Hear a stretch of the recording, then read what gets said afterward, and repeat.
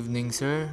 This is my report for this evening. The types to how to discuss the types of docking techniques. First, parallel docking. Second, perpendicular docking. Third, Mediterranean mooring. Fourth, slip docking. The fifth is dolphin docking. So this is the example of parallel docking. So parallel docking can refer to either maneuvering a boat into a parallel space alongside a dock. So the technique of parallel docking is approach the dock slowly in parallel to it but not directly alongside, and use a combination of steering and throttle to adjust your boat's position, and use forward thrust to stabilize the boat's position against the dock.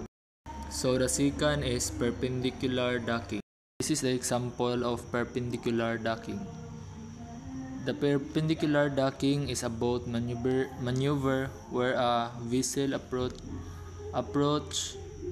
a dock at a 90-degree angle, usually with the stern facing the dock.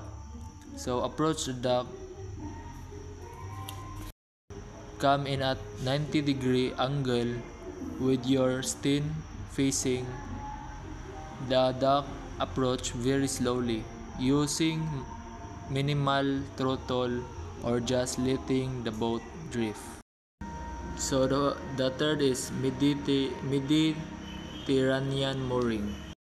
Mediterranean mooring is a stern to mooring technique where you drop an anchor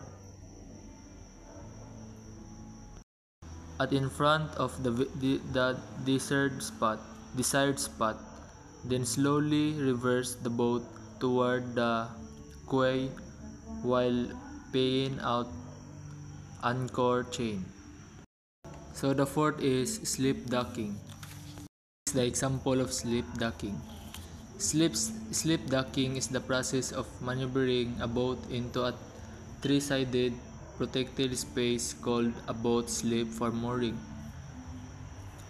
Once the boat is stable, tie off dock lines securely. The bow line should be tied first.